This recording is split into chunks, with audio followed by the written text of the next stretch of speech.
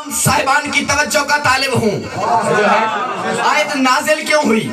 और अजीब बात है, अल्लाह एक सितारे की कसम खा रहा है कि जो पेशानी के बल किसी की चौखट पे उतरा है। और एक और मकाम पे अल्लाह कुरान में कहता है, ला उक़्सिमु बिमवाक़िअन नजूम इन्नहु लक़समुन लौ तअलमून अज़ीम, कि अल्लाह किसी ऐसी जगह की कसम खाता है कि जहाँ पे सितारे नाजिल होते हैं। और अगर तुम इल्म रखते हो, अगर तुम जानते, तो ये अजीम कसम है, बड़ी कसम है। ये नहीं पता चला कुछ दर ऐसे हैं जहाँ सितारे सजदा करते हैं, सितारे नाजिल होते हैं, और अल्लाह की निगाह में वो दर लाई के कसम बन जाता है। और सिर्फ दर लाई के कसम नहीं बनता, जो सितारा नाजिल होता है वो लाई के कसम बन जाता है। तो मालूम हुआ जिस शय का ताल्लुक आले मोहम्मद के दर से हो जाए, अल्लाह की निगाह में इतनी इज्जत वाली है कि लाई के कसम बन जाती है।